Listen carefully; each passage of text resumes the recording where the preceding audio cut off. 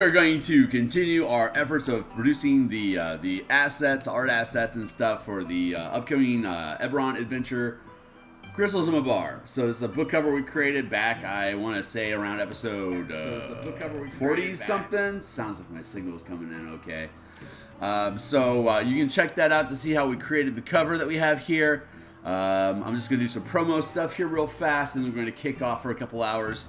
If you follow me on Twitter, I've just posted that I'm live on Twitter, so you can follow me there to find out when I'm here. Otherwise, I'm going to punch some of my Discord channels here real fast, just to let folks know that I'm alive and well. Eberron, Keith Baker's Discord, as well as DMsGuild Lounge, the DTRPG OBS channel, Indestructive Boys self promotions. We got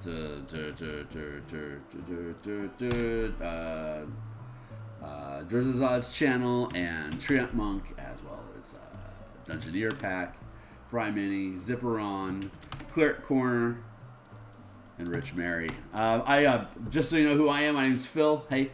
I create PDF content, supplements for D&D. I publish them on the DMsGuild. You can actually look at the link down below, and you'll see a slew of books that I've created for the DMsGuild already. If you click on that link, you can check them out, see all the artwork that I produced, as well as just the production quality. Worth noting, all the books I create you can read 100% cover to cover by clicking on the eye on your phone, or full preview on your browser, so you can read the content that I produce before you decide if you want to purchase or not, and doing so certainly is a word of encouragement. I'm like around, I want to say I'm like around 80 copies of that bundle before all those things go gold, so that is exciting for me. But read them first, see if you like them before you feel obligated to purchase. Liking and subscribing is the best way you can help me and my channel overall. To let the YouTube algorithms know that people are interested in book content in general. So without further ado, I'm going to drop this down into the background, and let's get the cover out of the way, and let's dive back into our cemetery map. So we've been working on this. So this is episode 27 of building this thing. So we're putting about 50 hours into this monster for it to get done, but it's worth. The whole project's been worth it. If you check out the last 86 episodes, you can pick and choose. You don't have to read them through if you don't want to, not in one sitting anyway, but we've been tearing this thing apart. It's going to be a badass adventure when we publish it, and I hope you're going to enjoy it, which is, again, why I want to make sure it's something you can read cover to cover to make sure it's something that you want to purchase. So players stay clear unless you're a spoiler alerter, and otherwise this is the puddle of this is the cemetery. The rain water is coursing throughout the entire region during the course of during this adventure, and the nature of the manifest zone to Mabar, the plane of darkness and death. It's all necrotic, undead, and demon stuff down in there. So when it comes to the surface here and manifests in a region, we provide all the information about this in the adventure, but it starts to basically terraform the environment into something putrescent and ungood. So this is gritty soil that's being converted, and these are all these little crystals of Mabar that are being basically just kind of spawn until they take over whatever region they are, and then it causes undead to rise. So we can see all these empty graves in the graveyard, and the amount of this graveyard's been here since before the last war, certainly hundreds of years actually. So it used to be covered in wilderness, but it all rotted away because of the crystals, the presence of the manifest zone. So now all the water is dumping from the rains into these pits, and of course all the undead have risen from their graves. So now that's how the players find out about it. There's undead in the forest, and villagers are scared and come here and fix it. Here we go. So without further ado, I already said that, so let's say it again. Without further ado, we're going to keep smudging puddles until I'm happy with the aesthetics for all these, and then we'll move on. So close to being done on this one. I don't want to speed it up for no reason, but I can feel fatigue on this particular map starting to set in. So what I typically do is bounce between two different projects. This and the Spelljammer Combat and Exploration playlist that's in my.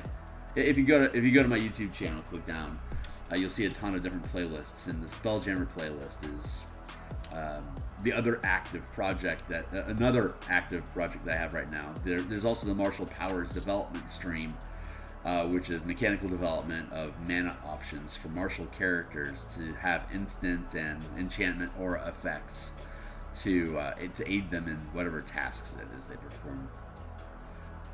So that, and then the Spelljammer Combat and Exploration book. Spelljammer SCE is almost done with his edits, so that's exciting. We're going to see that guy dropping into page layouts soon, which is certainly going to be a change of pace from cartography. We've been doing a lot of cartography over on that one as well, so I need to change the beat on what I'm doing in Spelljammer so that I'm not working cartography on both projects at the same time. So I was doing an asteroid encounter area, but I'm going to back off that and get back into tokens. But I'm starting to obsess over this picture a little bit, not in a bad way, just it's burning a hole in my head that it's not done yet, which generally lights a fire, causing me to get less sleep, which means I need to drink my coffee. And I need to set my timer for 20 minutes so I can stay on task. God, I'm excited about this project. What fun. What ridiculous fun this has been.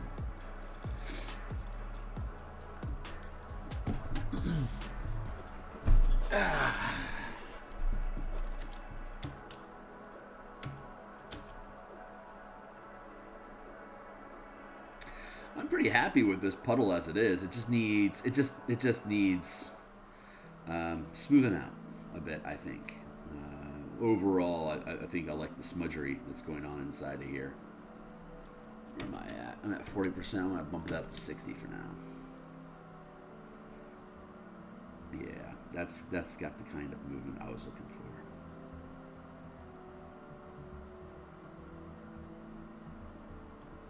Once we're done with this map, we're going to drop into the final dungeon, the underground laboratory, and we're going to give it the same sort of texture and color treatment as we've been developing for these past 3 above ground maps.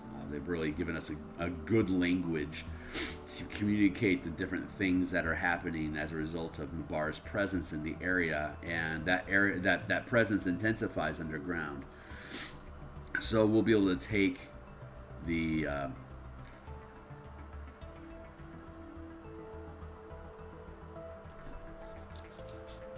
We'll be able to take all the lessons we learned from these past 100 hours worth of map production above ground and take them underground, and make sure that final boss map looks freaking fantastic. And then from there, we've got the Act 1 villager of the refugee village Thorpe. That will build out as well. So we'll have some forest and some grass and some green. It'll be a nice change of pace from all this drudge that we've been working on for the past couple months. And then we get to so we're going to hold off on cartography for the Spelljammer Combat and Exploration book for a while, because once we're done with the maps here, we'll be doing creature token asset production. Like Long Dead, Fresh Dead, the Karnathi soldiers, the Houndsman and his shadow pets, all that good business. Make those tokens to make this game environment self-contained with assets.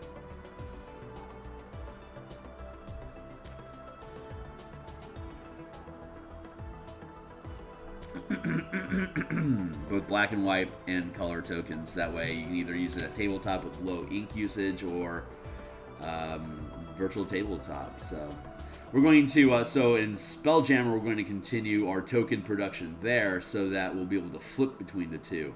Once we're done with maps here, we'll be producing tokens for Eberron, and then on the flip of the coin in the Spelljammer project will be working on tokens now, and then flip back into cartography. We also have star charts to make and stuff like that. So we got a lot.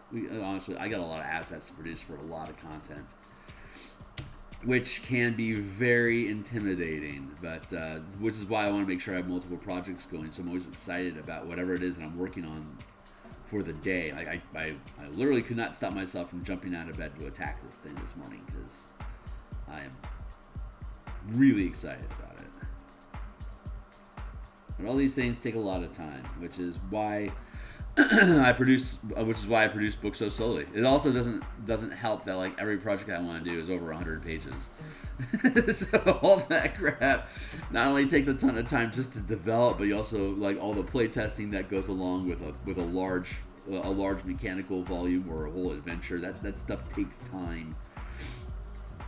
But so again, your support is immensely appreciated. Just likes and subscribes, sharing, and honestly helping me grab more hours of content viewed, because this channel is just a year old now, which means I've been doing this project for damn near. I mean, I'm on episode 47. It's well, granted, I do an episode almost every day, but some of the elemental key playlist for the that's actually in the DMsGuild link down below. Elemental key. It develops the way of the 4 elemental monk into the key that monks use into being devoted to different elements. Kind of like if you were to play Avatar: The Last Airbender, and if all of your bending abilities were keyed off of a specific element, then you would have like Earth key for you to do your earth bending. But the last Avatar can choose all 4 elements. So when you take a short rest, you choose how much of each element you want your key devoted to, and those are the elements that you're able to bend while you're doing things. So that's called elemental key. That's down in the description down below. But the playlist, if you go to my channel, there is a playlist of me producing all the artwork for the pages there, as well as walking through the general tap and tap burn mechanics used for elemental key. I don't think I like how that's turning out, like at all, dude. So we're gonna bomb that back in, kick up our smudgery to 7, and then just undo what we've done. Yeah, I like that better. I want to get away from those hard lines though, so I want to make a curve here.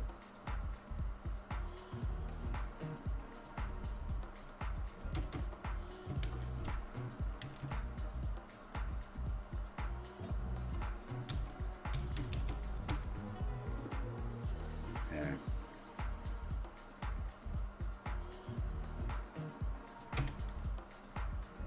Drop down to 40. There we go. 30. We'll smudge that in. You gotta get rid of that point. That point is unnatural in the flow of liquid.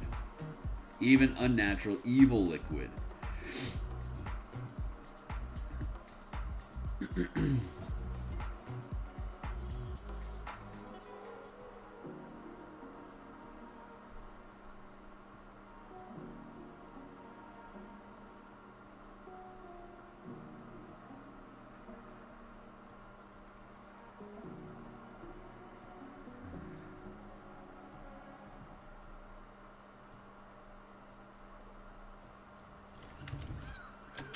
On Raw.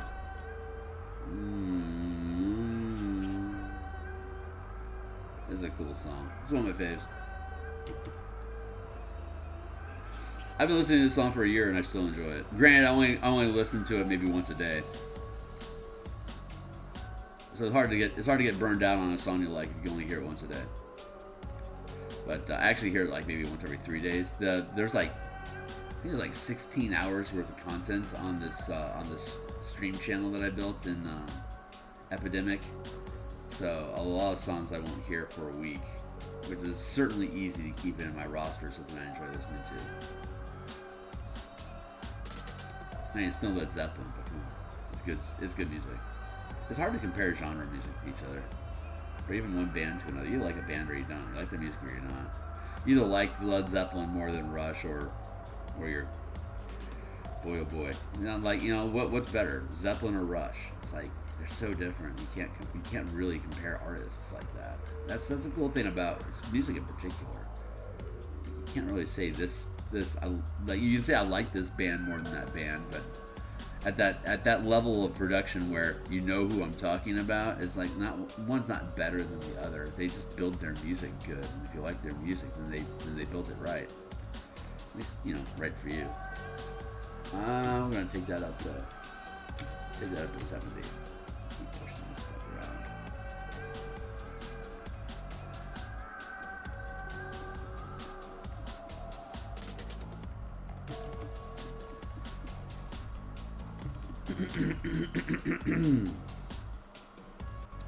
I need this lighting effect to stay active to help add texture and interest to this region, so that's actually really important.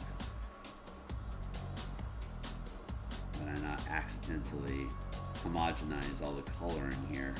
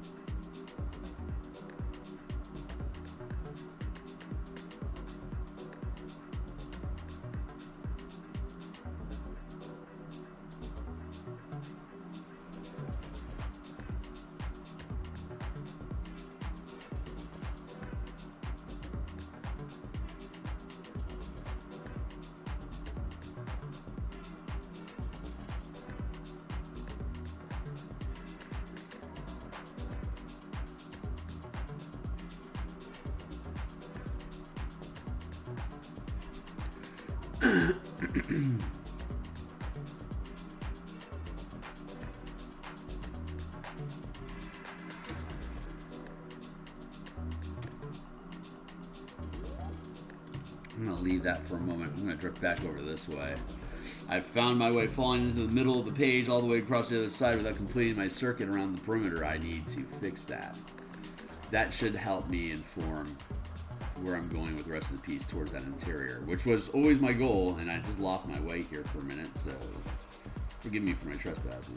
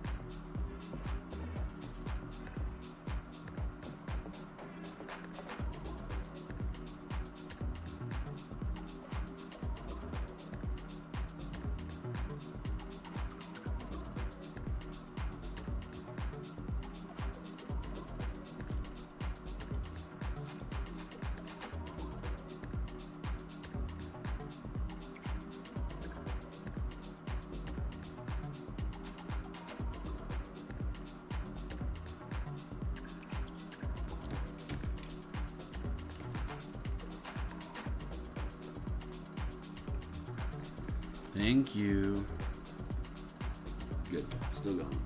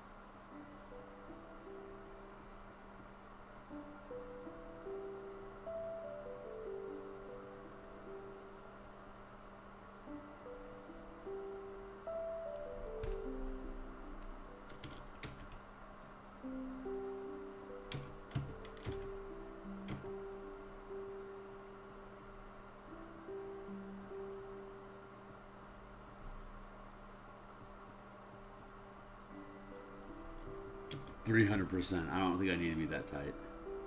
I don't know. Maybe I do. I'm pretty sloppy.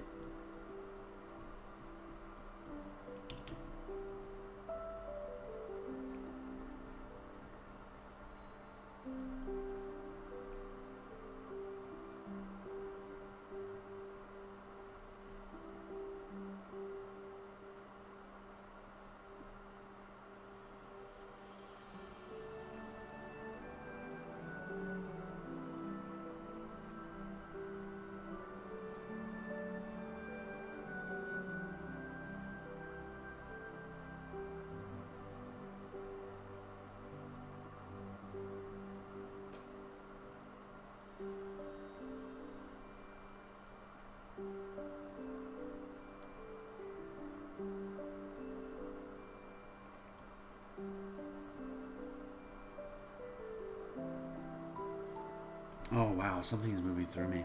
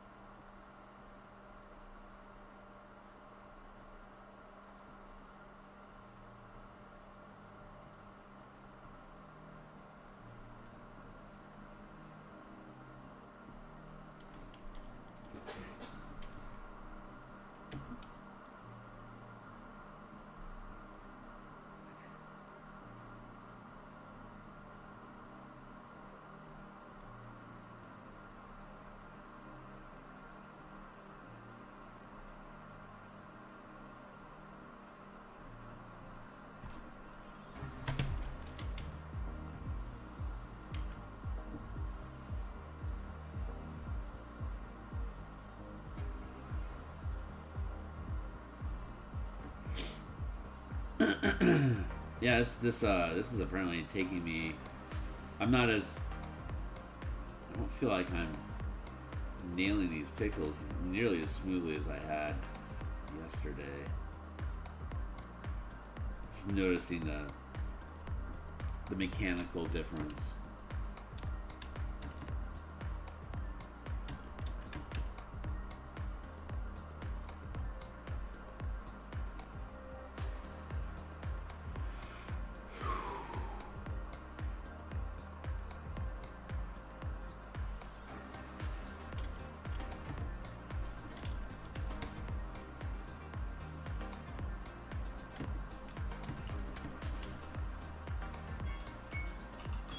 Thank you.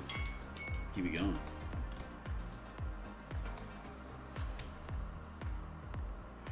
Keep it going because it's snowing.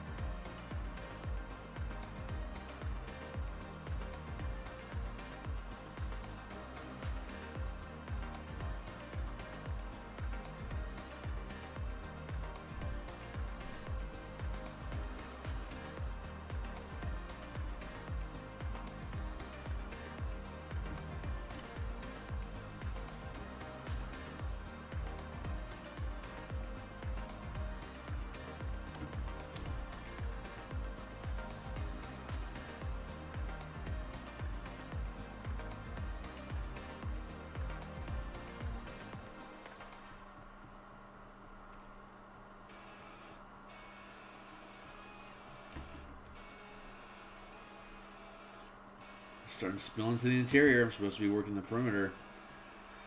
Constant tragic fight. Well, granted, I needed to come back here and clean up this tomfoolery here. Way too light on the stick over here.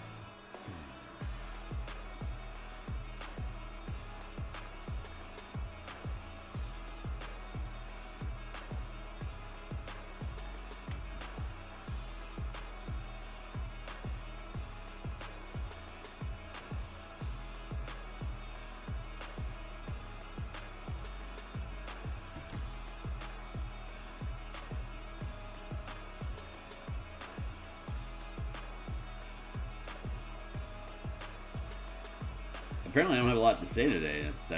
That's not necessarily bad. I'll spit something out here.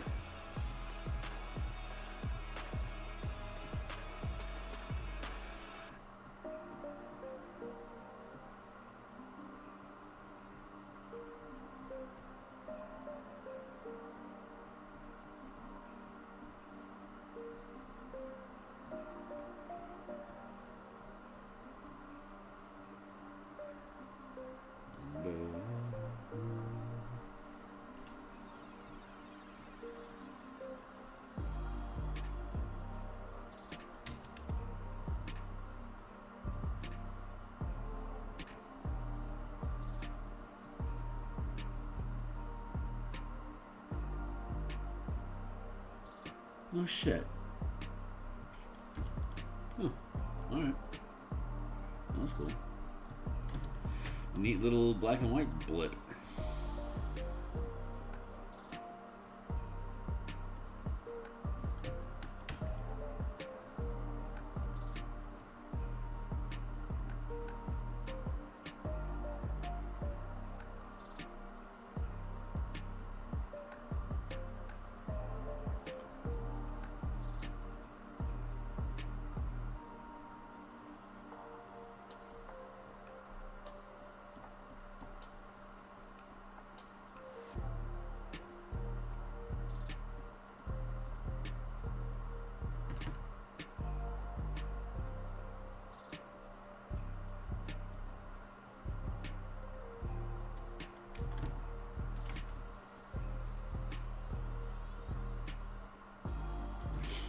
I'm pretty happy with that. Clean up this interior bits.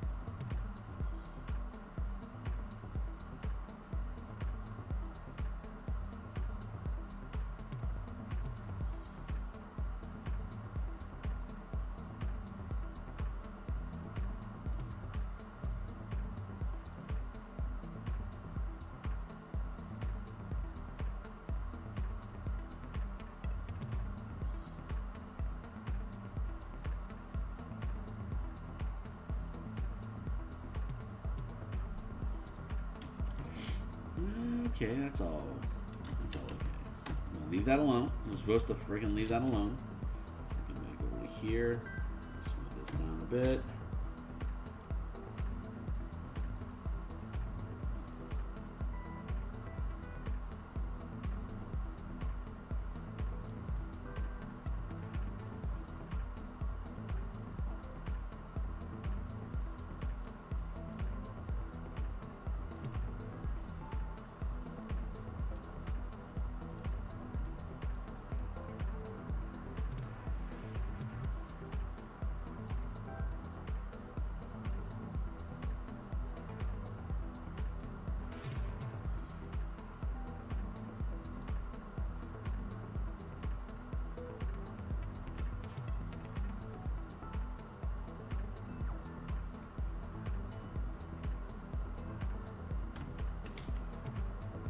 Leave that be. Need to leave that be.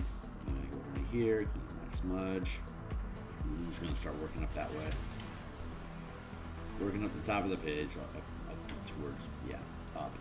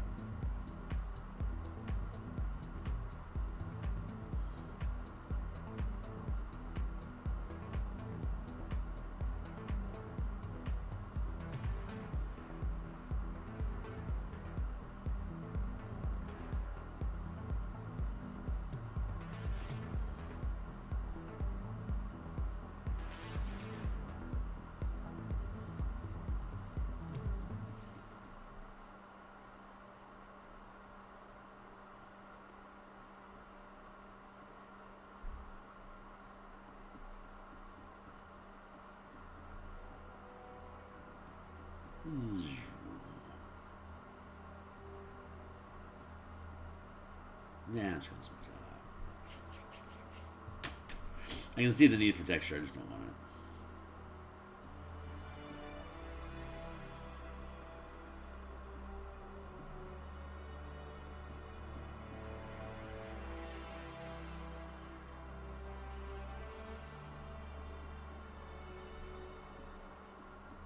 Yeah, like that.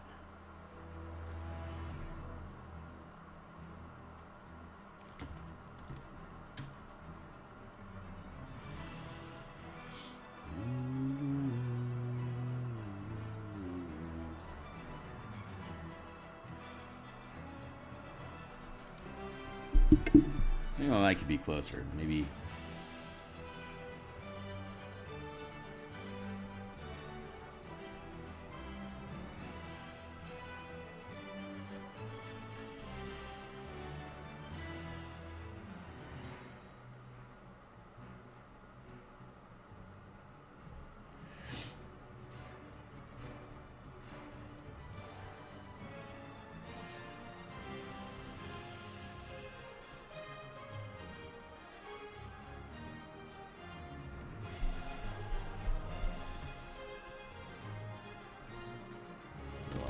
Blah, blah, blah.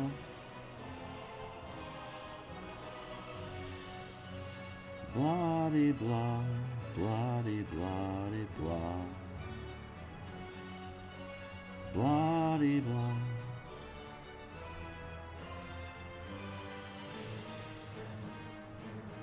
Alright, and we've almost finished our circuit here, which is great. Back on track.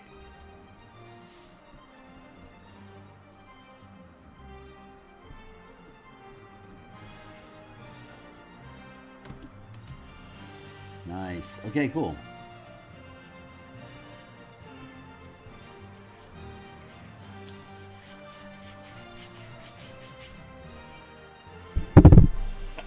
Let's have a sip of coffee. Oh my god, that's good coffee. Nice. All right, so now we're going to just dig into this a bit. Smudge this guy out so it's not such a eyesore.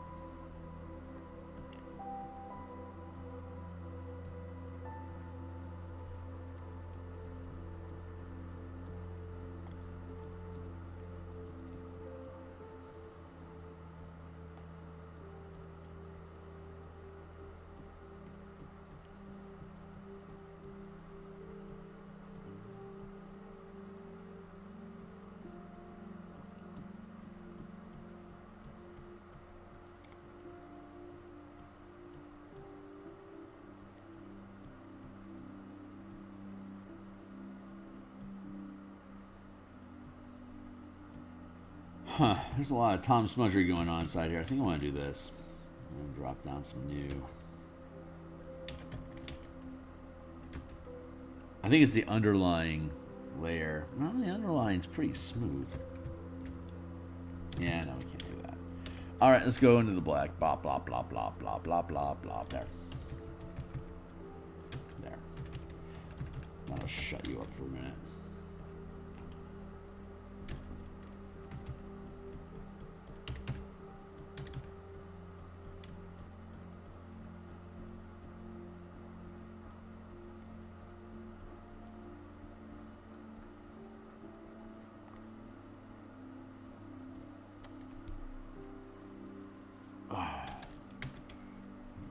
This down.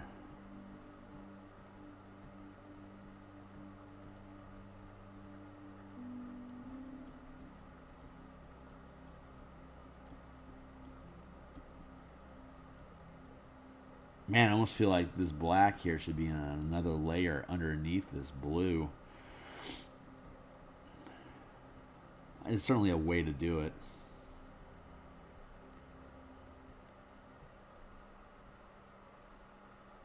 I like seeing that. I don't think I want to do that here, but I like thinking that as an option.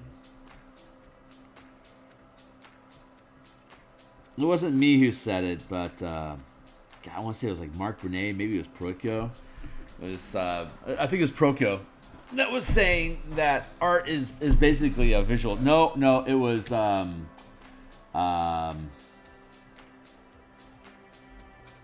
Trent Kanega who was saying that. Art is a visual challenge. Or how did he put it? It's a puzzle that each composition is its unique puzzle, and we are problem solvers. We are visual problem solvers. How to create the image that is needed for the space. And there's a lot of different technical ways you can go about achieving a look. It's just your style, your workflow process. There can be efficient and there can be inefficient workflow processes. And your workflow process kind of blends with your technique to create the style that you have. So I talk about style being used as a mask for poor technique.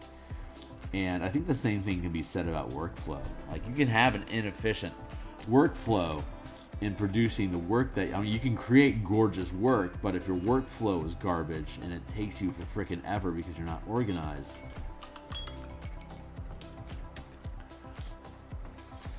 then there's room for improvement. Like, you can create image, like the priority is to create images that are good looking, that you produce good looking content, that it is legitimately good work.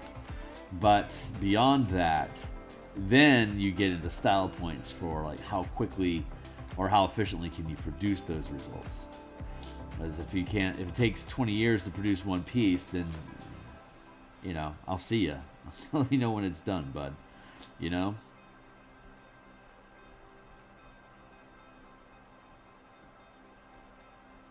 I suspect if I do more of these, I'll be able to get myself to a place where I'm producing one in like maybe 25 hours, something like that. Well, this is a 52 by 58 inch map, and currently I'm at what, episode 27 times 2, that's 54. I'm going to be done in like I anticipate like 10 hours or so. So that sounds like, to me, for a grid of 58 inches, like a 58 by 58 is 58 spaces, right? So it looks like I can complete a space of color map from scratch page to finished work in about 2 hours.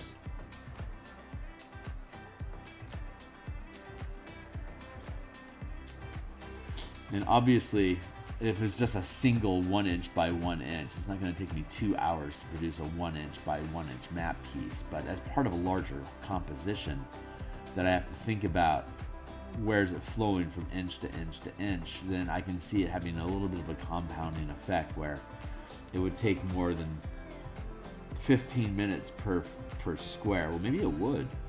I don't know. I don't think I can extrapolate at the 1-to-1 scale. My God, this is just being such a cantankerous workflow right now. I don't know what it is that's wrong with my pressure. Something is off.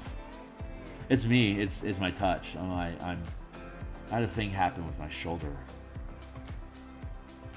last night. I don't think my arm is hanging the same way as it normally does, which is a good thing. It needed a change. But I think the collateral effect of that shunting inside of my shoulder, I think it's messing up how I hold my arm. Like, not messing up. I think it's relaxing. Honestly, I think it's relaxing more than usual, and I think that's causing my paint brush to be heavier than usual. So normally I can feel myself trying to pick up my arm. It just does not want that. It wants to relax, but I want to tense it up so I can get the level of, I can get the apparently I've been, how to put it? So the delicate line work that I do, quote unquote delicate line work, the smooth flow that I had, like, say in yesterday's stream, the pixels were smoothly flowing, and I had very little effort into being able to create smooth curves like this and to resolve the pixelation. But that's because I was holding my shoulder up the whole time. So the delicateness that I had was a result of me tensing my arm, and my arm doesn't want to be tense anymore. It wants to relax. And so now I have to relearn the weight that, yeah, I can feel it. I have to relearn the weight for my picture. Shit. That is not convenient at all, my dudes. That is not convenient at all. I'm going to have to relearn how to hold my brush a little bit, or get a different size desk so my arm can hang a little differently. Oh, man, I am not excited about that, but it's what my body wants and needs. So apparently I need to get a new desk set up. Well, it's for the best. It'll make me stronger, smoother, smarter. So it'll be worth it.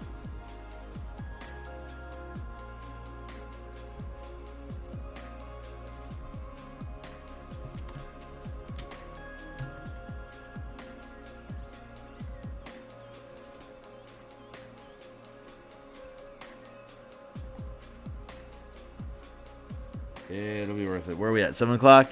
Just about. 7 o'clock here in Seattle. 6:57 to be precise, according to the world internet. They could change time on us. We wouldn't really know, would we? They could fudge seconds on stuff now and again, as long as it's a coordinated effort.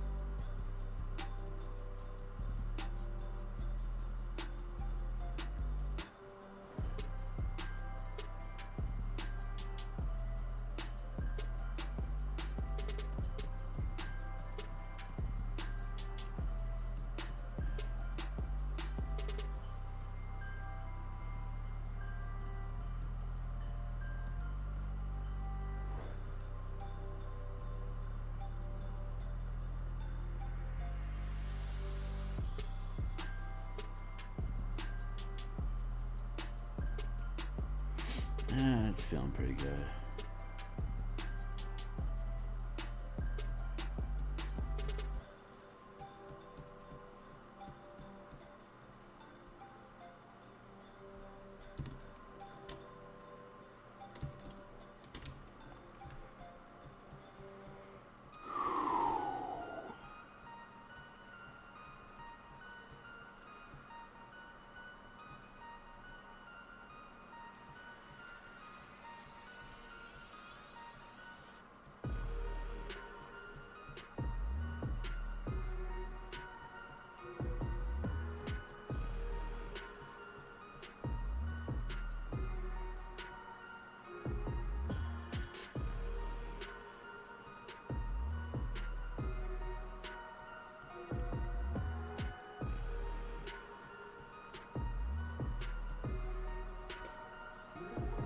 Yeah, I can really, really feel that.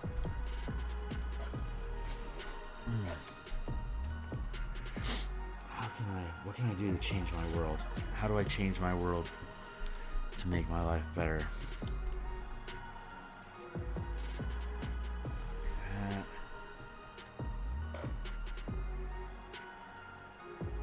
There we go.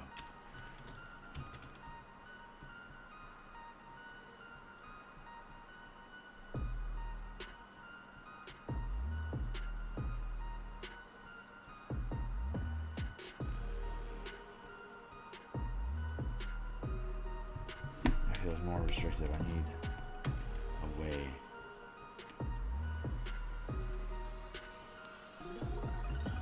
Yeah.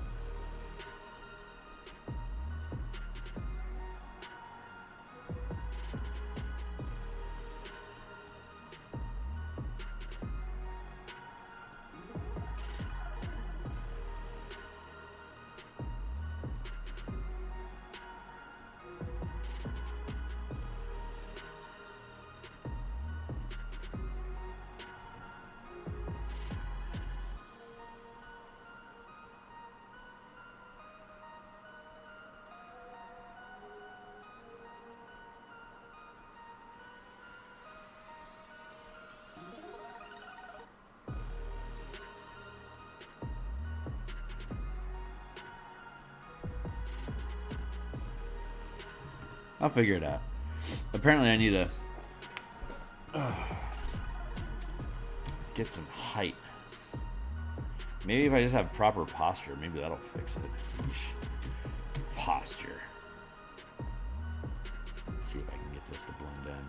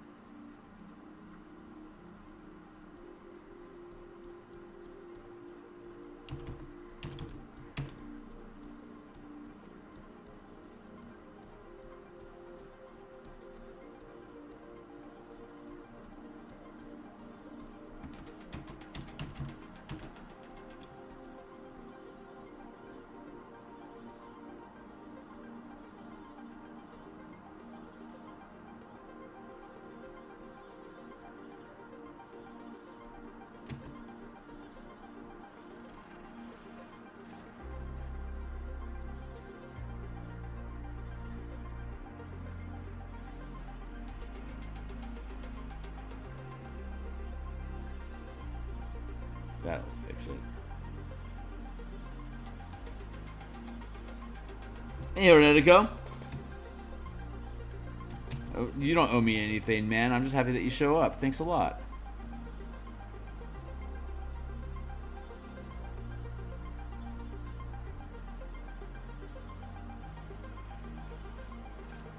Appreciate the camaraderie, though. Thanks, Renetico. It's good to see you, man.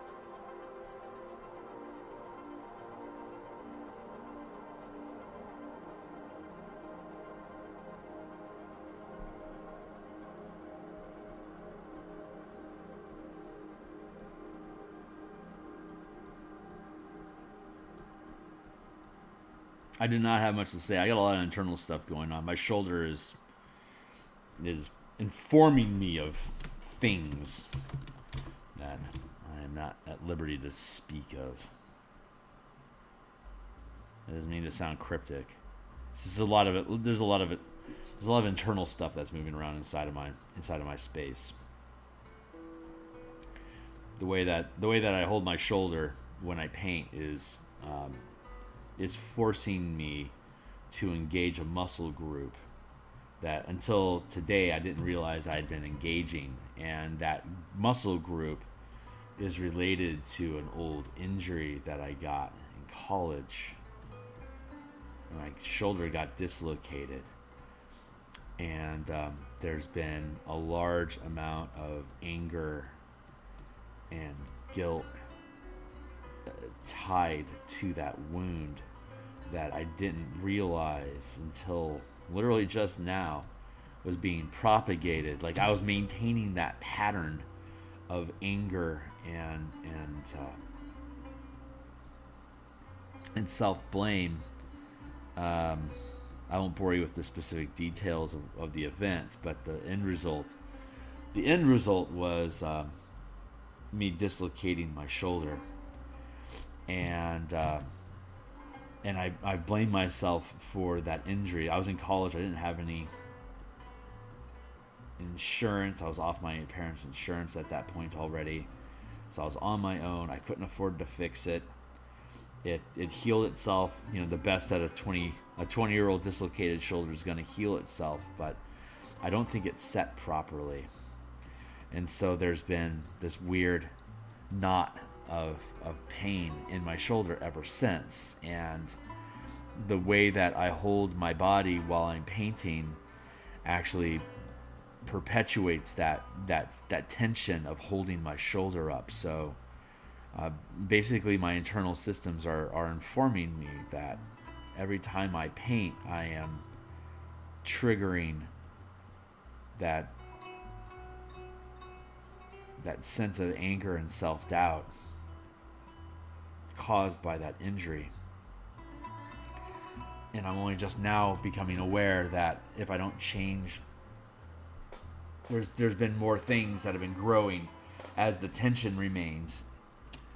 More of my body's musculature and skeleton has been attempting to hold up that shoulder, because holding up that shoulder is obviously what I want to do because of the amount of painting that I do. So my body's attempting to accommodate me and provide me what I want, which is more of this tension, which means that it continuously toggles the emotion attached to it, which is anger and shame. So the more I continue to paint, the more angry and the more ashamed I'm going to feel of myself. And last night I hit a point where I emotionally couldn't carry that anymore, and kind of broke down a little bit for a while. And it felt nice to release the tension during the breakdown, but now the shoulder's a lot more relaxed, and I come back to painting here in the morning after a really solid night of sleep. and it's telling me that it is no longer okay that I carry that tension that way anymore, which basically means I can't hold my shoulder the way I paint anymore, which basically tells me that I have to relearn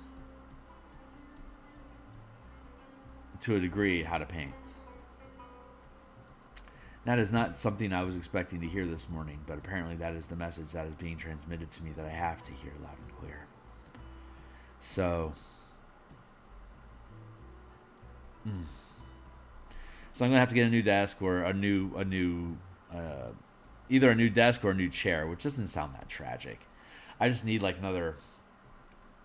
It feels like I need another 3 or 4 inches of height in comparison to where I'm sitting and where my desk is at. So I don't know how easy that is.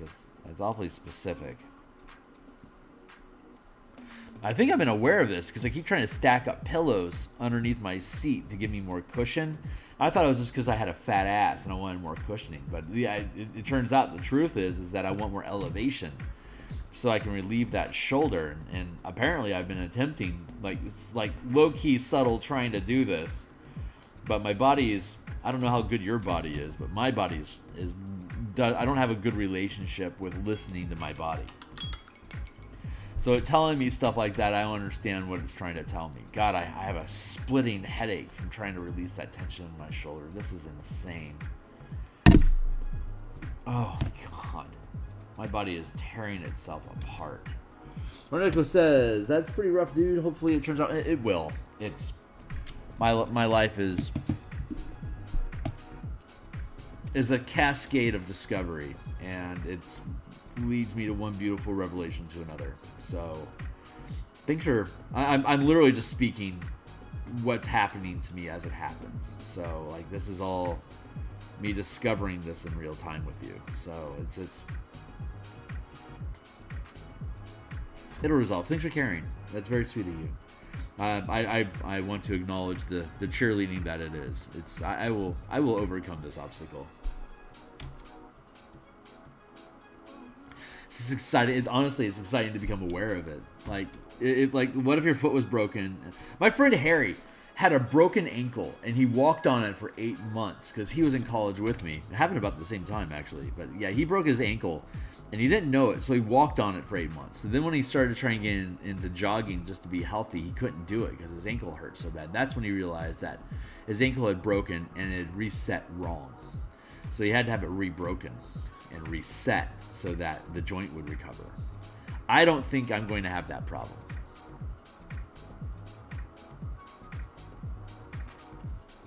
Not sure how good your body is. Oh, if only you know the cascade of medical problems I have. We're all slowly falling apart, my friend. I am uneagerly anxious to find out what type of cancer I get. My father had a brain aneurysm, and it ended up paralyzing most of his body until his lungs stopped working. So I've potentially got that in my future.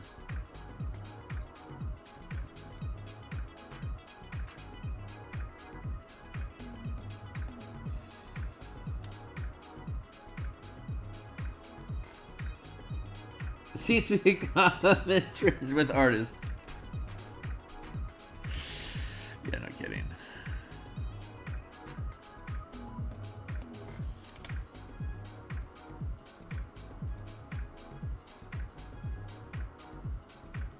I'm finally to a point where I'm happy with that line.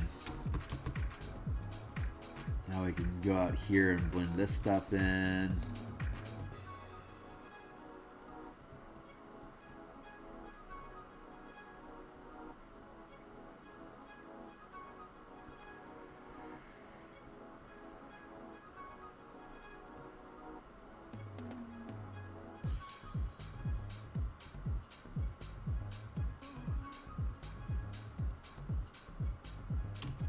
This is one of those smaller puddles.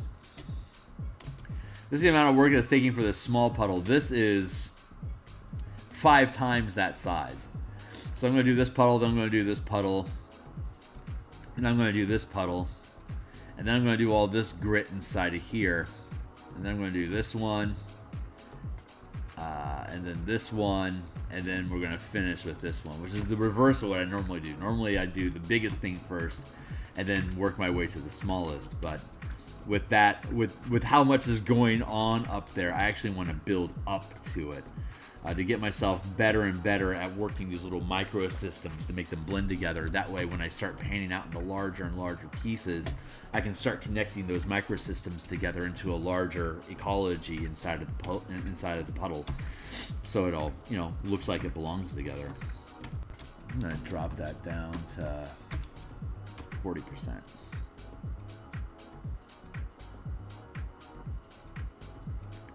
Start blending this in.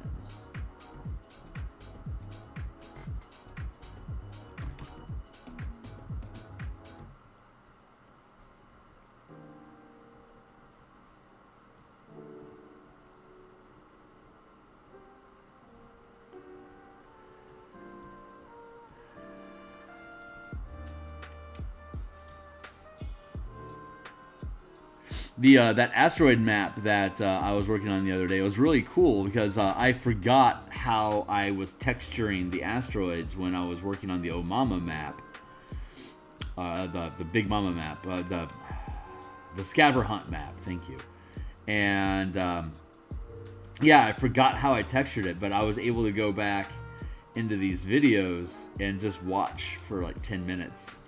And then I was able to remember, it's like, oh yeah, that's how I did that, and I can go back in. So I didn't expect that, but it was amazing to discover that me recording the process of me doing all this stuff is actually self-referential, that I can literally go back and watch the video again to remember how I did something so that I can duplicate the technique for other pieces. Excuse me, I gotta step up and get off my screen here for a second. Fix my gear. Let's put another pillow under my butt, see if I can get some elevation going here. I got a nice hot heating pad, and I want to refresh my coffee. Yeah, that was really cool. It's I'll discover stuff and I'll forget I discovered it. But on an ongoing project, with these ongoing projects where I have the same the same language, as it were, you know, being used over and over again, the same texture language. Oh yeah, that's high.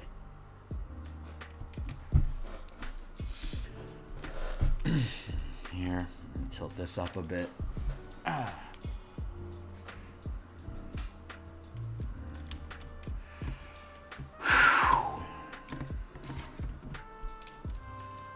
This might work.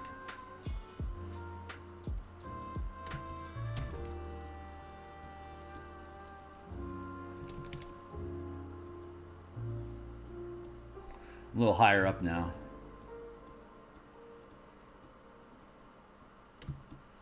Oh my God, my body is screaming at me. This is not normal, it says. This is not, we haven't calcified like this.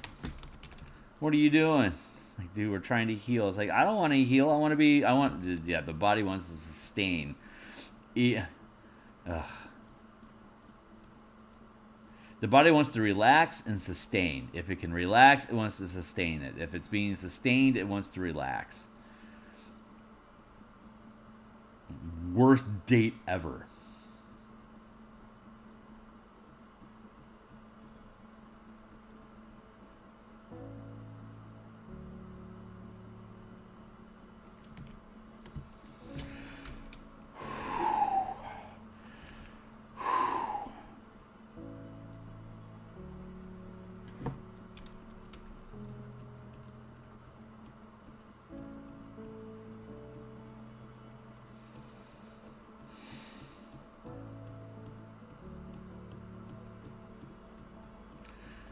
The amount of emotion that's tied to what I'm doing, it's probably gonna make me cry a little bit. So don't don't read into it.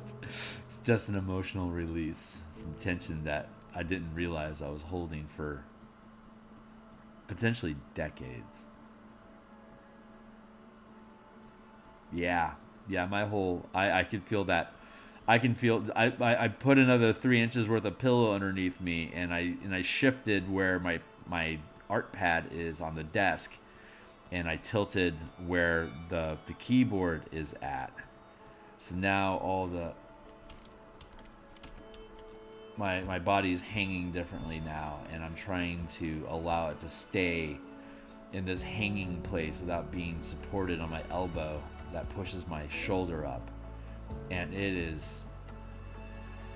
I can feel it's a better posture, and I can feel that if I were to refer to my clavicle entering my shoulder joint, if I refer to that as a rig, that rigging is free hanging on its own weight, which is causing it to pull the whole structure down, to stretch out the knot that's buried inside of the crook of the joint here. There's like a massive knot in there that I got to discover yesterday that had been masked over by necessity.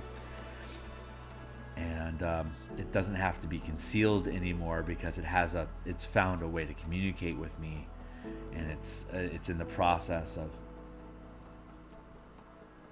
negotiating its release. So it's sending a cascade of poison through my body because of the scar tissue, the toxins that sit and fester in there.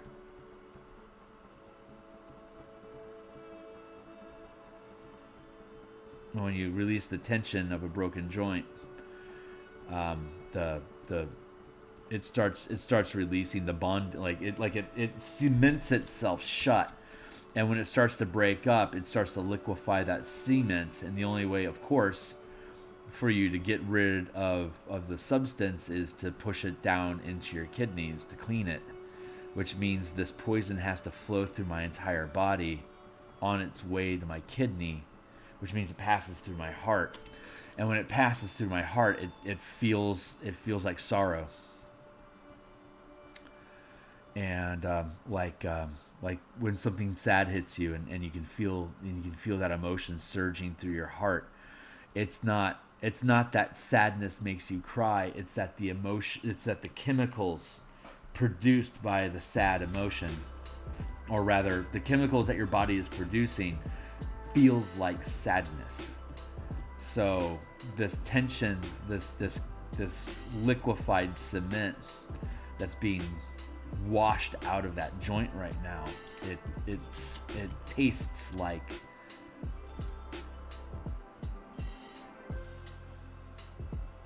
loss.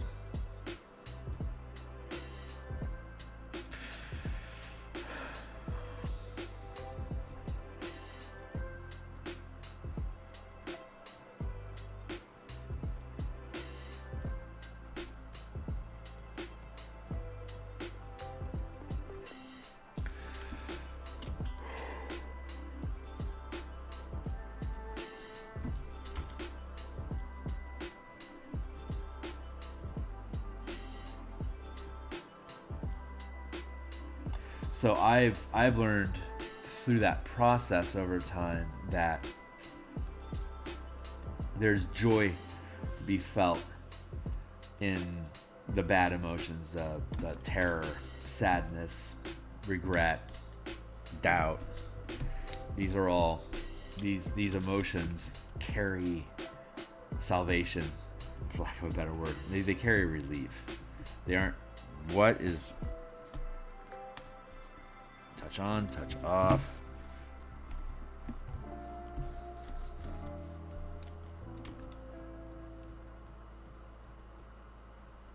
Sorry, my pen was sliding. Oh, I realize now that because I've placed the tablet in a different position, I have to learn how to change my angles.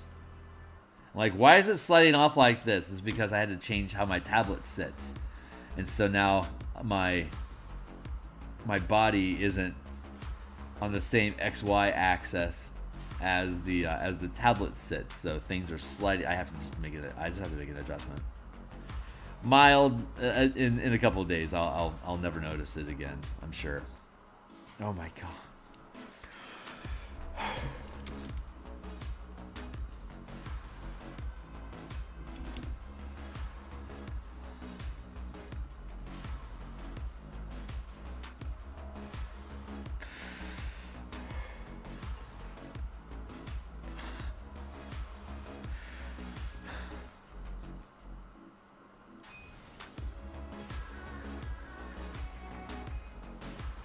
Oh god, it is. Oh. I got the feeling I broke my dominant hand. Oh my god, yeah. And now it has way less range of motion. Not great for art, but thankfully it's having trouble bending the other direction. Not great for art, but thankfully it's having trouble. I mean, yeah, see good and bad, man. If your arm is locked in a certain position and that certain position makes it convenient for you to hold your pen. I mean, this wound took 25 years, 27 years to run its course in me. And it's finally asking to be healed. And so apparently whatever emotional damage I was supposed to hold those 27 years, it's now is when my body gets to release it. And that's some serious delayed gratification, yo. Like painters in particular, physical artists are really all about the delayed gratification, because, like, you know, a sculpture can take X hours to produce. A painting, obviously, this map is like, we're on like hour 55 of this map. It's ridiculous. So, like, us artists, we're all about the delayed gratification. We see the end goal, so it's fun to see our body follow that same process of being damaged for the sake of the art of release. I think that's what it really is. Like, you're going to love the chemical release that you're going to feel after we flush these toxins out of your body. But if we hadn't poisoned you for 27 years, you probably wouldn't appreciate it. Like, well, that's tragic, but I see the wisdom of it. So honestly, the lessons that spill into my head from my heart as a result of these healings is just paradigm shifting.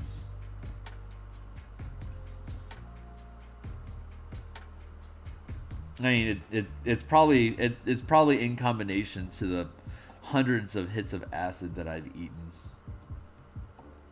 in college while I was trying to. I was on this psychotropic kick where I was wondering if I altered my brain chemistry enough if I could see color at some point, and the answer is no. But no doctor was allowed to actually give me an answer if they had it. So I had to find out for myself.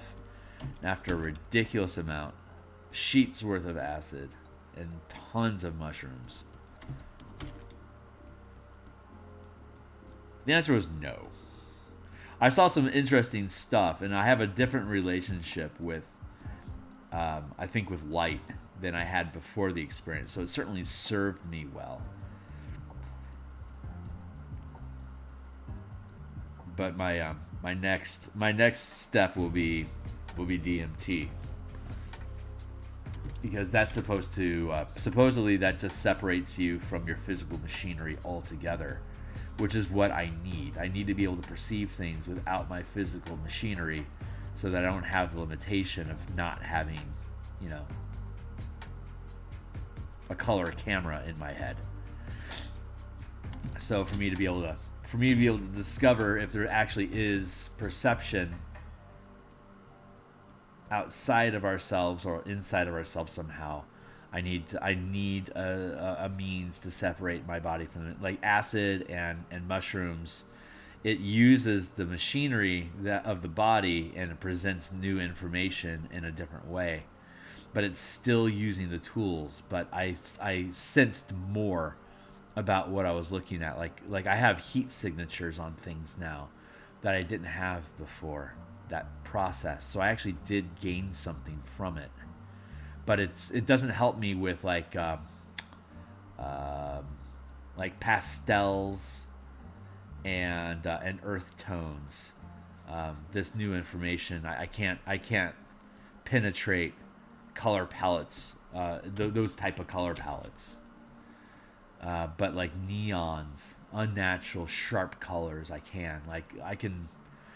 I have a good chance of being able to tell, like, say, a neon orange from a neon green or blue now. It's because it heats differently, you know? So I did pick up something from all of that effect, which compels me to push further. But I haven't really been motivated or cared, but suddenly I do. So that is on my horizon, just to see.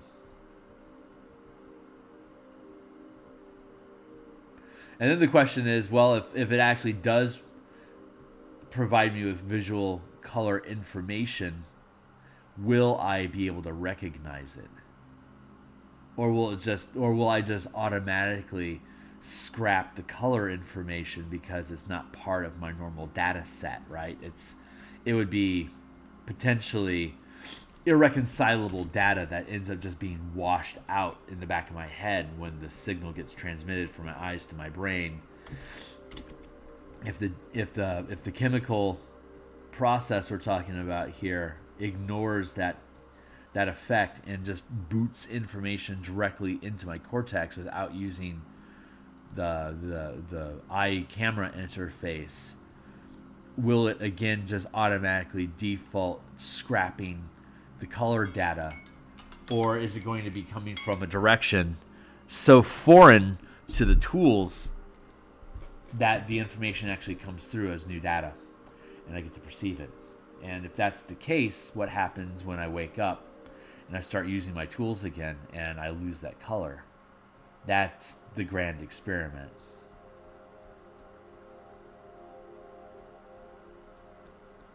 And of course, in America, all the tools required to perform that experiment are naturally illegal. So I have to be careful about my conversations and who I have them with. But I suspect this is something I will be able to have before I die. It's on my bucket list.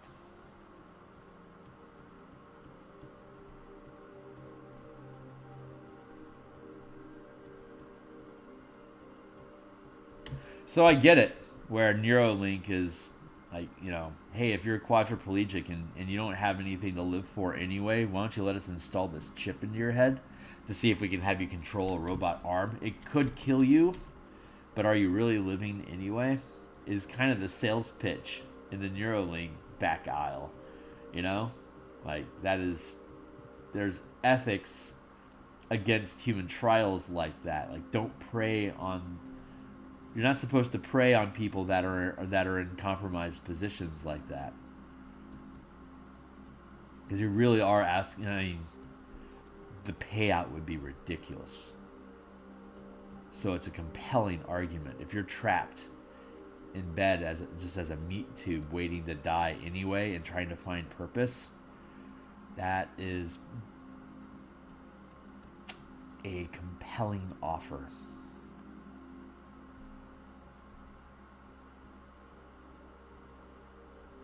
Like being quadriplegic has an interesting component to it, that you need to have somebody have power of attorney, because you can't sign documents. So you have to give up your rights as a human being to somebody else anyway.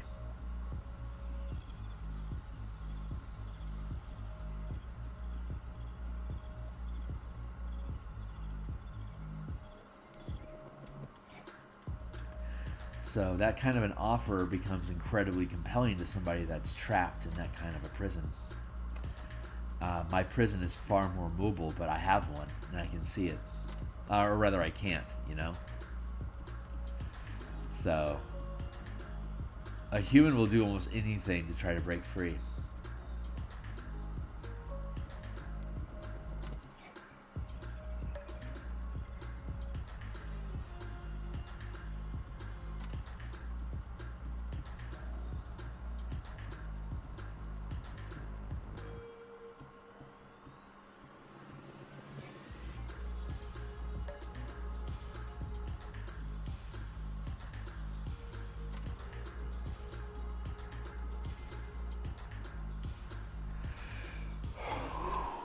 Half hour left here in Seattle, 7:30.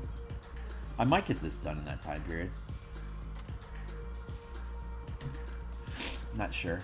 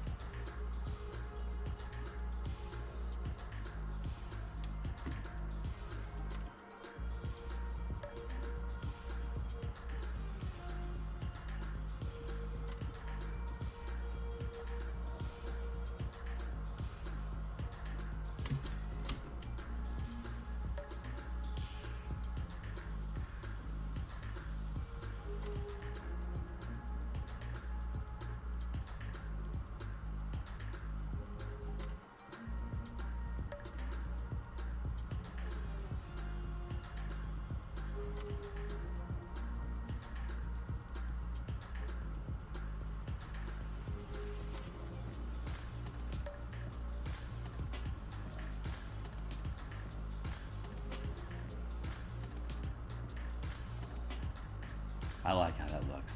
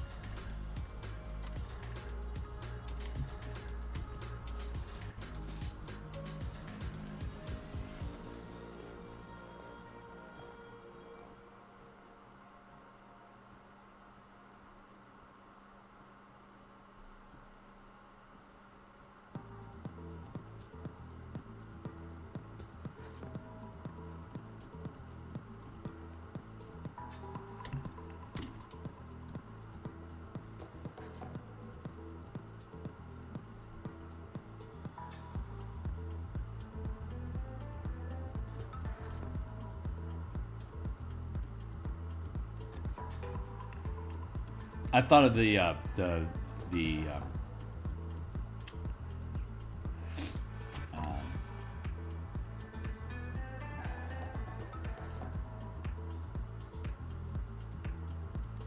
lost it. I don't know. I had a thought, but it's gone now. If that thought comes back, I'll tell you.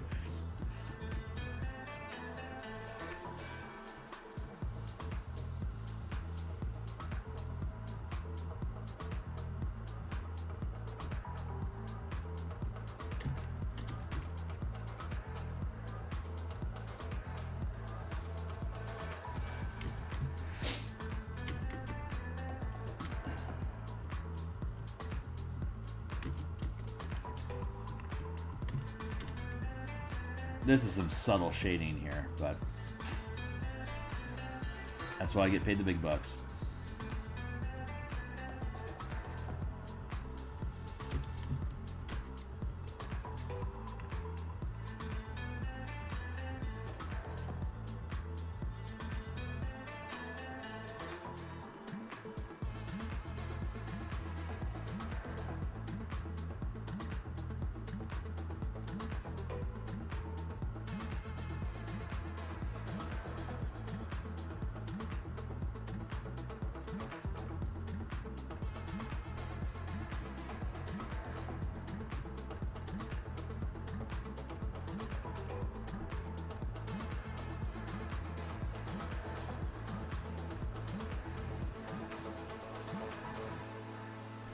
You're just so you guys know, I'm not crazy. Here's the up here in the RGB up here in the corner. Here's the RGB that we're working here, and here's the RGB that we're working here. Look at the difference. It's like 2 pixels difference. That's the degree of gradation that I worked with on the gray tones.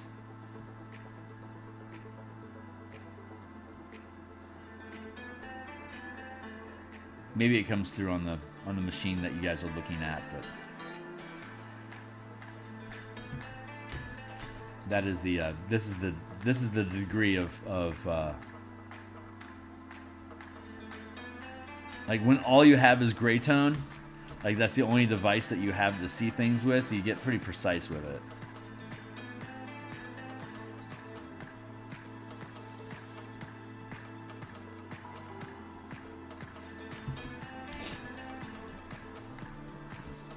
This is why I nitpick so hard on details, because like I can really easily see how this line of gray that I'm working on here is just vastly different.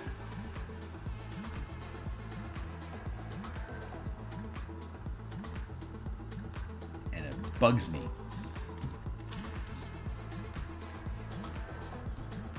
When it isn't smooth.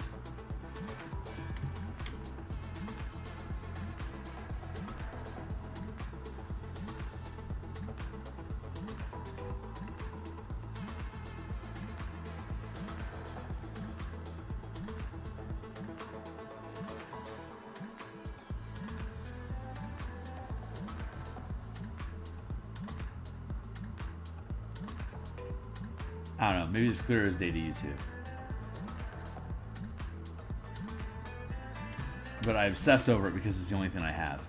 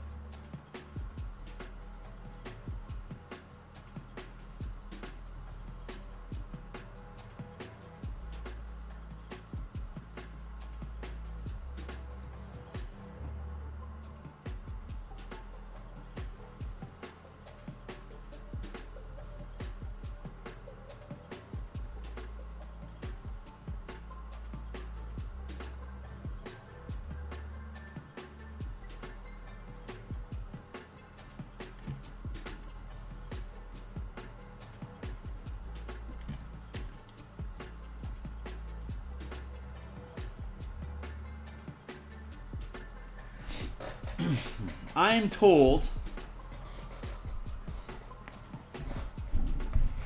that the Spelljammer Combat and Exploration edits may be done this weekend, which might mean that next week we're going to start doing layouts and putting text onto the page and figuring out how I want this thing to sit, which is ridiculously exciting. My heart is almost not ready for that to begin. There's a level of terror that I experience when a manuscript comes back from the editor, because that is when I realize it's about as good as it's going to get.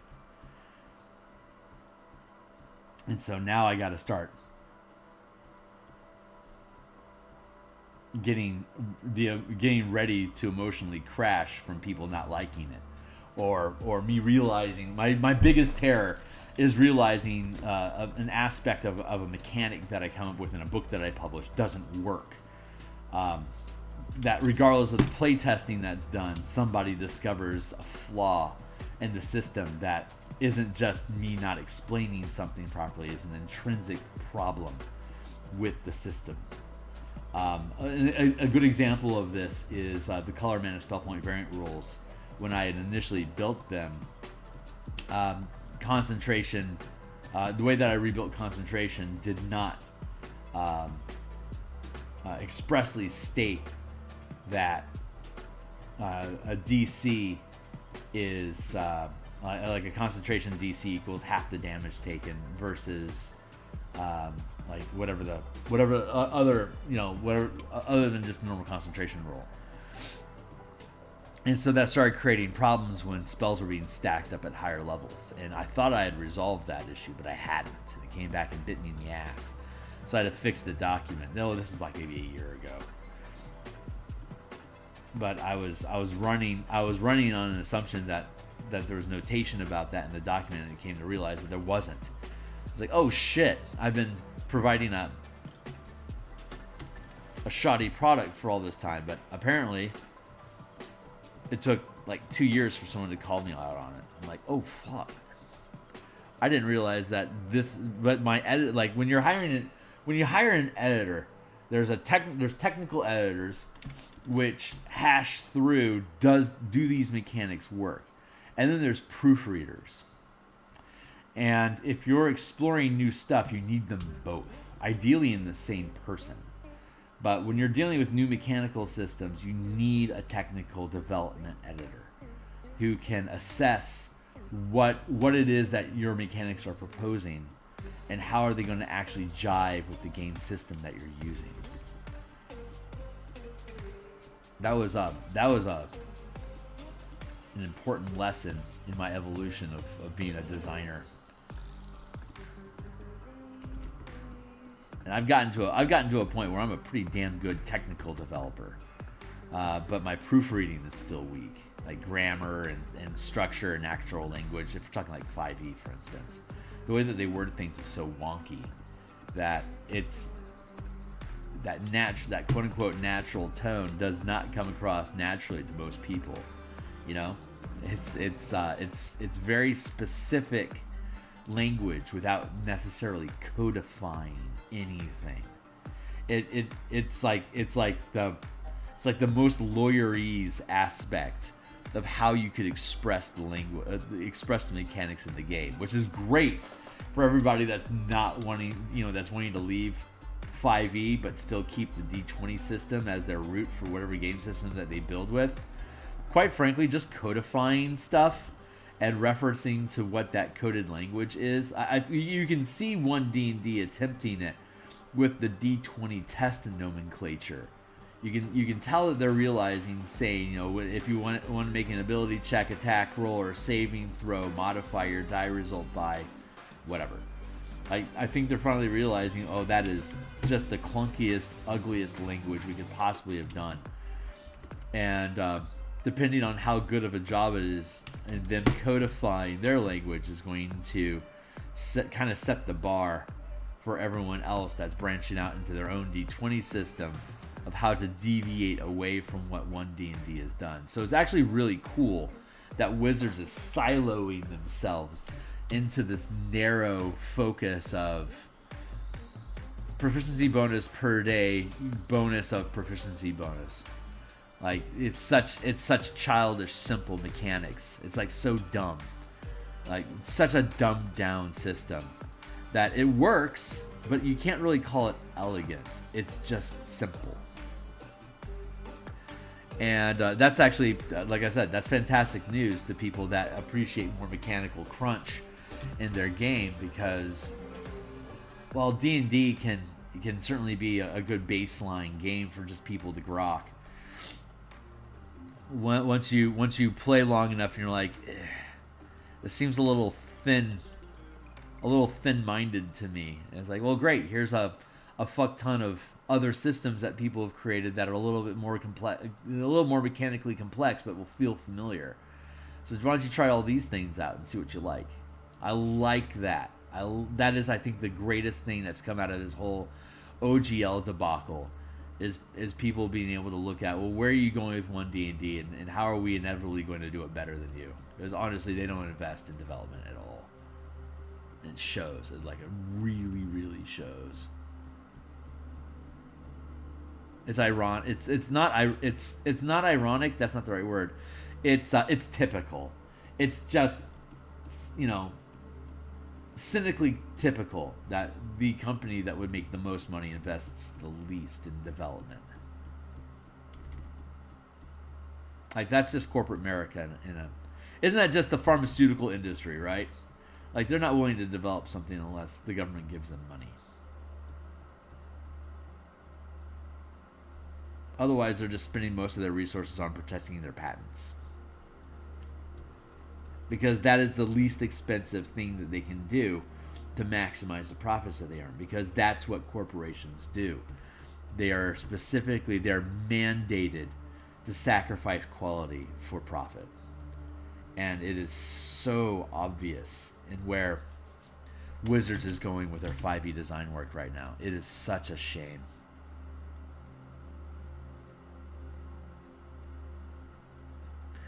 But selfishly, it's exciting to me because I can see it.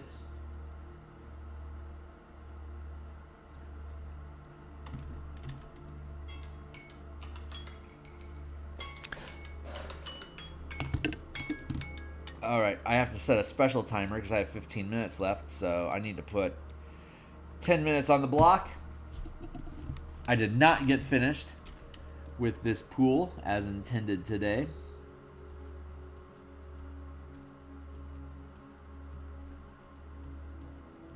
I am okay with that. There is a destination, but this stream is more about the journey than the destination.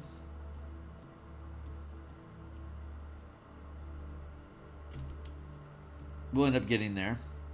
There is no time frame. There is no deadline. There is just create the best product you can within a sensible frame of time. Like, I don't want to drag it out forever and procrastinate, but we are not procrastinating. We are creating quality. There is a difference.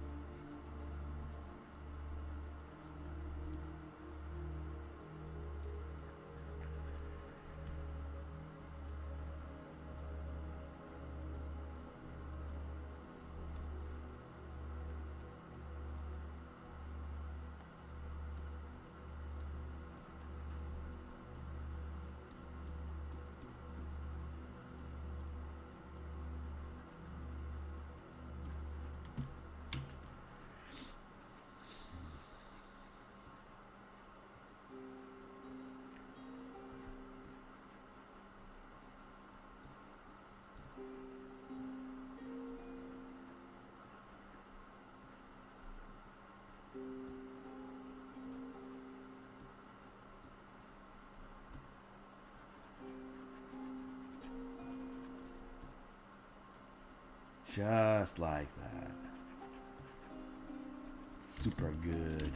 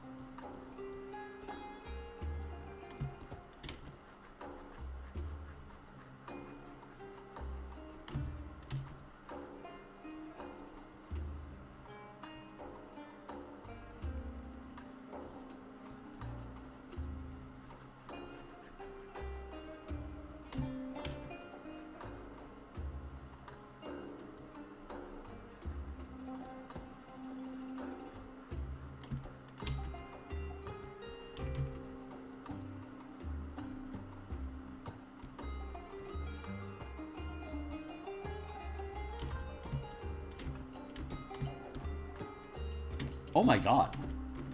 We are almost done. I did not realize that. That is exciting.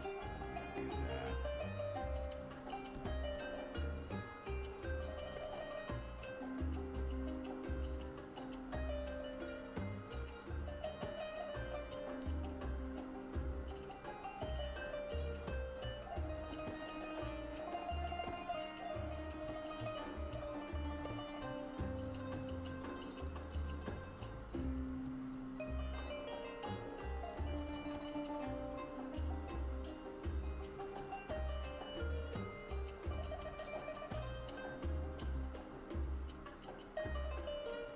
I need like 15 more minutes to finish this puddle. I'll probably finish it offline and we'll just move on to the next one. Let's see. What are we looking like tonight? I don't believe I'm going to be online this evening. There's a possibility, but I don't believe it's going to happen. So I think the next time we're going to be streaming is around in about 25 hours. We're going to be back on for for another couple hours for a Saturday morning stream. And I believe we're going to be working on Spelljammer tokens tomorrow morning.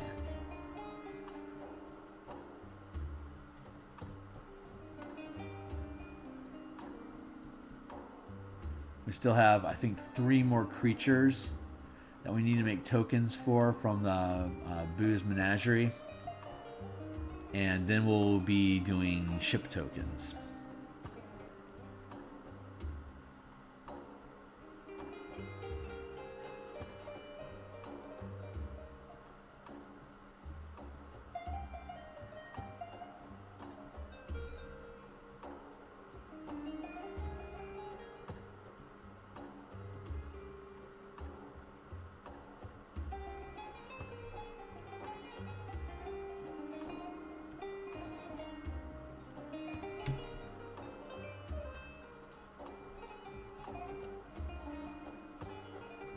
What is that, 40 now? Yeah.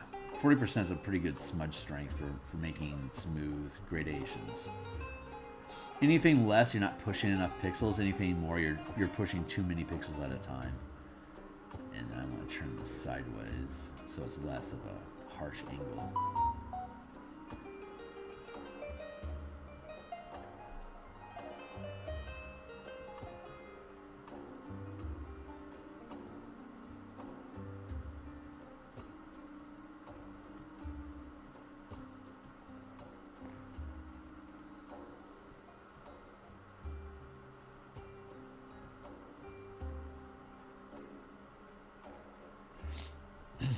Almost there. That Badoop Boop makes me feel like I need to pay attention to something. Nope.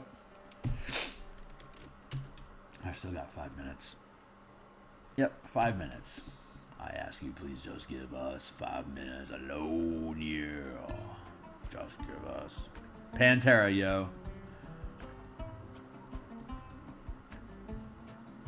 Big Pantera fan. I wasn't so much into Southern Turnkill.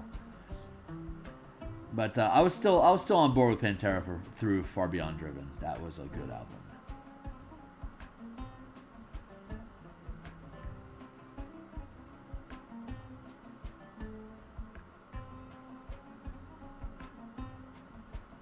I think they had 6 albums, but after the third, I think their quality went. I mean, after Dimebag was gone, they kind of went downhill.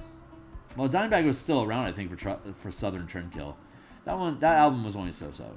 It had some cool aggression to it, but I think they kind of played out their palette. They weren't really evolving much at that point, it feels like.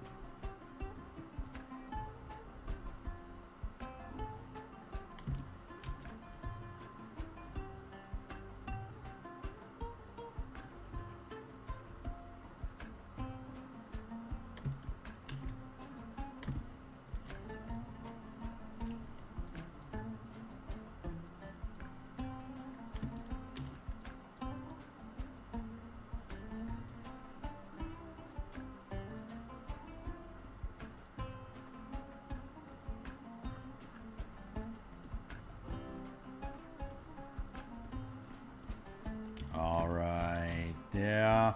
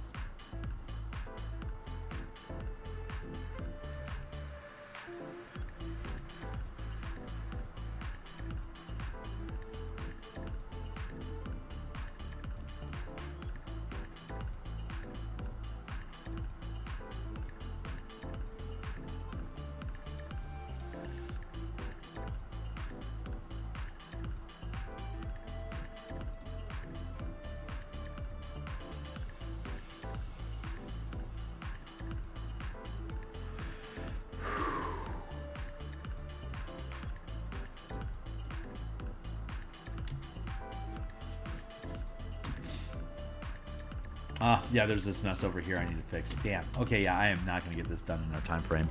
All right, well, it's 7:57. My thing's about to pop. We're going to be back in 25-ish hours, and we're going to do Spelljammer tokens.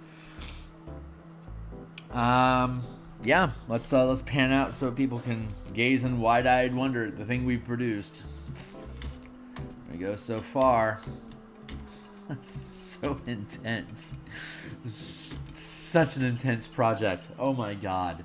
So ridiculous. I don't know. I don't know what we're going to be like in the future doing more adventures. I'm going to do at least one more Eberron adventure, and it will also be in Karnath.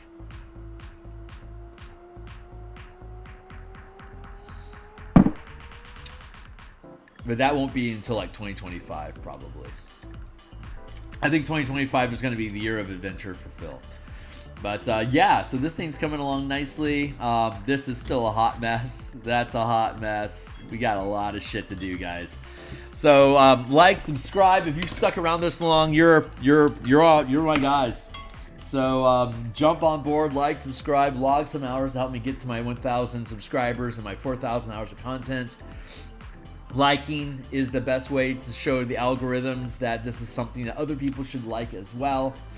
Catch me on Twitter at Phil Kearney if you want to stay updated on when I'm going live, or you just want to shout out at me. Occasionally I post pictures and stuff there. Rarely. I don't really use it to signal transfer or to boost signal too much. Yeah, check out my stuff on DMsGuild. Just so you can see the kind of stuff that I like to design and where I'm going, and that'll give you an idea of the kind of RPG I'm going to create in the future. I have ideas that that aren't baked enough in my heart for me to share yet, but they're pretty fucking cool ideas. So I'm out for now. I hope you all have a fantastic day. I'm looking forward to what mine brings to me. I hope you're excited about yours too. So, yeah, my dudes. See you on the other side.